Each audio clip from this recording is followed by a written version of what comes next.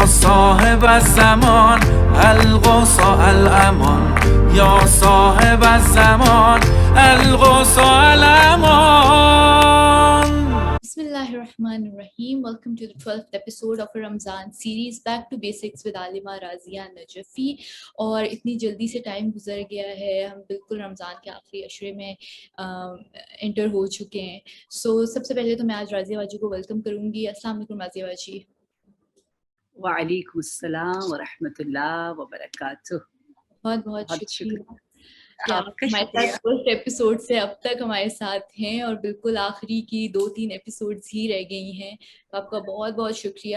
اور آج کا جو ٹاپک ہے ہمارا وہ کافی امپورٹنٹ ٹاپک ہے، حالانکہ اس پہ بہت کم بات ہوتی ہے، تو ہم نے سوچا کہ کیوں نہ اس ٹاپک کو پبلکلی ڈسکس کیا جائے. تو آج کا ٹاپک ہے کہ how to forgive one self, کہ اپنے آپ کو ہم کس طرح سے معاف کریں. ظاہر سی بات ہے جوان ہیں اور جوانی میں ہی سب سے زیادہ غلطیاں ہوتی ہیں، ایون گناہ بھی ہو جاتے ہیں کچھ لوگوں سے.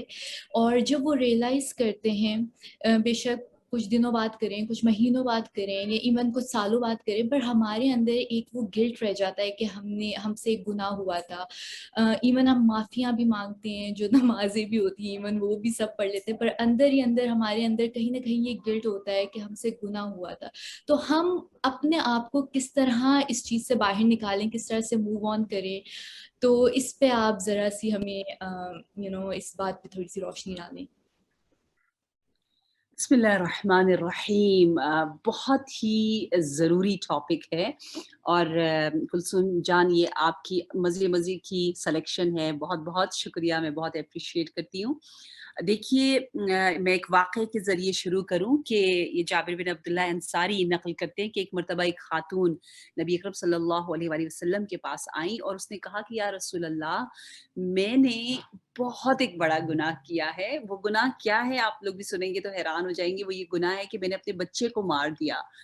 میں قاتل ہوں، میں مرڈرر ہوں اپنے بچے کی. تو نبی اکرم صلی اللہ علیہ وآلہ وسلم نے فرمایا کہ اس رب کی قسم جس کے پاس میری جان جس کے ہاتھوں میں ہے، کہ اگر کوئی شخص 70 انبیاء، رسول اللہ انبیاء کو بھی قتل کر دے اور بعد میں صحیح معنی میں ریگریٹ کرے، پشیمان ہو، تو پروردگار عالم اس کے اس واپس آنے اور رجوع کرنے، کیونکہ توبہ کہتے ہیں پلٹ آنے کو، اس پلٹ آنے کو قبول کر دیتا ہے. کیونکہ کہتے ہیں توبہ اتنا وسیع ہے. نبی پھر فرماتے ہیں کہ اس کا فاصلہ مشرق و مغرب، یعنی اس طرح سے پروردگار عالم اس کو اس عظیم دروازے سے اندر لے کر آتا ہے کہ گویا اس شخص نے کوئی گناہ کیا ہی نہیں ہے. یعنی توبہ ایک اتنا پیارا راستہ ہے، یہ ریگریٹ ہونا صحیح معنی میں، اور اس کام کو دوبارہ سے انجام نہ دینا اور اپنے عمل کو قبیح سمجھنا، یہی بندگی کی علامت ہے. اور اسی کی وجہ سے پروردگار عالم جو چاہتا تھا وہ پورا ہو جاتا ہے. رب یہی چاہ رہا تھا نا کہ آپ اس کے پاس رہیں، ٹھیک ہے، آپ پاس آ گئے، بات ختم. اس سے زیادہ جو وسوسے ہو رہے ہوتے وہ شیطانی ہے، وہ خطرناک ہے.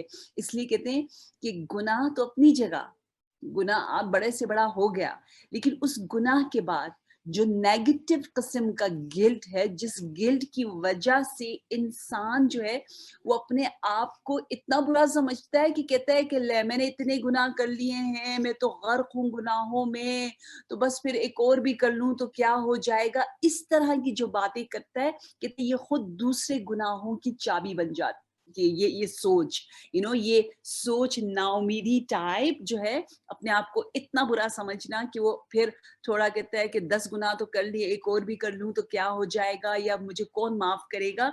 یہ شیطانی سوچ ہے اور یہ بہت زیادہ خطرناک ہے. جبکہ پروردگار عالم کی طرف سے یوں ہے کہ رب کہتا ہے، باقاعدہ شاعر نے کہا ہے کہ باز آ ہر آنچے ہستی، باز آ تو جو بھی ہے جیسا بھی ہے آ جا، مقصد آنا ہے تو آ جا.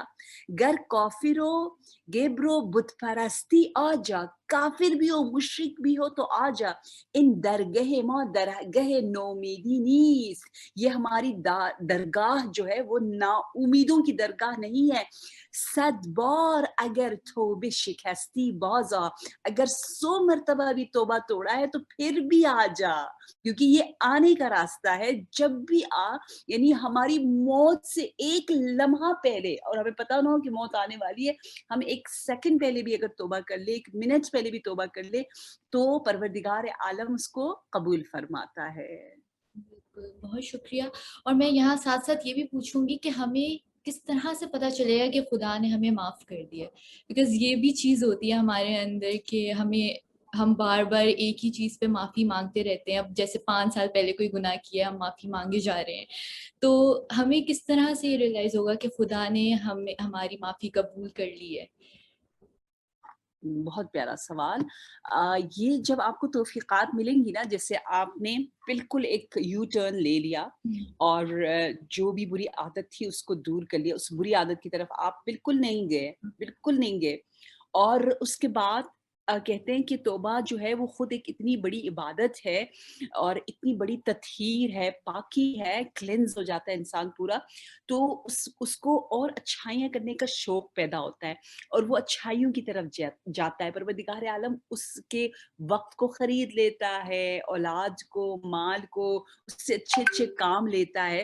तो ये काम लेना अच्छा-अच्छा, ये खुद इस बात की अलामत है कि उसकी तौबा कबूल हो गई। तौबा अगर आप सही तो उसमें ये कि सबसे पहले दिल में रिग्रेट का एहसास हो, नंबर 1, ज़बान पर इस्तिग़फ़ार हो, नंबर 2, पूरा अज़्म और इरादा हो उस गुनाह को रिपीट न करने का, नंबर 3, ये अगर चीज़ें मौजूद हो और हमारे पास सही तरह वो डिटर्मिनेशन मौजूद हो और इंसान अगर न पलटे तो वो तौबा कबूल है, पक्का।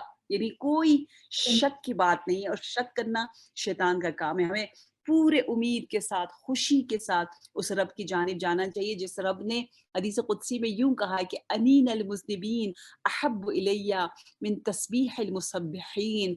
मैं खुद जब भी रो रही होती हूँ सजदे में, तो मैं यही कहती हूँ, मुझे ये हदीस कुदसी हमेशा याद आती है और मैं इसी हदीस कुदसी का वास्ता दे के परवरदिगार आलम से कहती हूँ कि बार इलाहा, मेरी ज़बान पाक नहीं है, मैं मुसब्बिहीन में से नहीं हूँ, मैं तक़दीस करने वालों में से नहीं हूँ उस पाक ज़बान के साथ, लेकिन हाँ, मैं गुनाहगार हूँ जो कि गिरिया कर रही हूँ, रो रही हूँ। और तूने खुद कहा है कि तुझे गुनाहगार की आवाज़ मुसब्बिहों की तस्बीह से ज़्यादा महबूब है, क्योंकि मेरा पलट आना अल्लाह को इतना ज़्यादा पसंद है, इतना ज़्यादा पसंद है। इसके बारे में बड़ी मज़े-मज़े की अहादीस मौजूद है कि बाकायदा नबी ने फरमाया, अत्ताइबु मिनज़्ज़म्बि कमन ला ज़म्ब ला।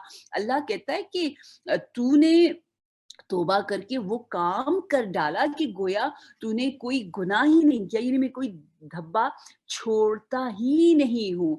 और कहते हैं खुदावंद अपने जब बंदा तौबा करता है तो इस तरह से खुश होता है। ये हदीस है, इन्नल्लाह तआला अशद्दु फरहन, यानी हम तौबा कर रहे, हम गिरिया कर रहे, हमारी आवाज़ सुनकर अल्लाह को उस फ़रह, उस खुशी का एहसास होता है जो उस शख्स को हो रहा है जो किसी बयाबान में अपने काफ़िले से बिछड़ चुका हो और तन्हा रह चुका हो, उससे, और वो अगर मिल जाए उस ज़ुल्मत तारीकी में, उसे कहीं नूर नज़र आ जाए, तो वो शख्स, वो मुसाफ़िर, वो बिल्कुल बेराहा कितना खुश होगा। उससे ज़्यादा अशद्दु फ़रहन बितौबति अब्दिही, अपने बंदे के पलटने से। आप खुद सोचिए, जिस तरह दुनिया में वालिदैन खुश होते हैं ना, बच्चा आ गया बिलाखिर वापस, तो रब है, रब कितना खुश होगा कि जब हम वापस आ जाएं इंशाअल्लाह।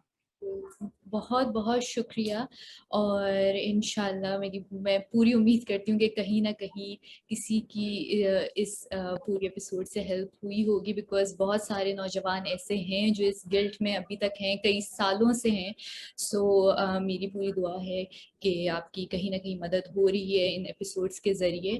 और आखिरी में मैं दोबारा यही कहूँगी कि डू सब्सक्राइब आवर चैनल, और आपके जो भी क्वेश्चंस हैं वो हमें आप भेजते रहें। इंशाल्लाह सेकंड लास्ट एपिसोड में हम उन सब के आंसर्स دیں گے. سو تب تک کے لیے اپنا خیال رکھیے گا. خدا حافظ. یا صاحب الزمان الغوث الامان یا صاحب الزمان الغوث الامان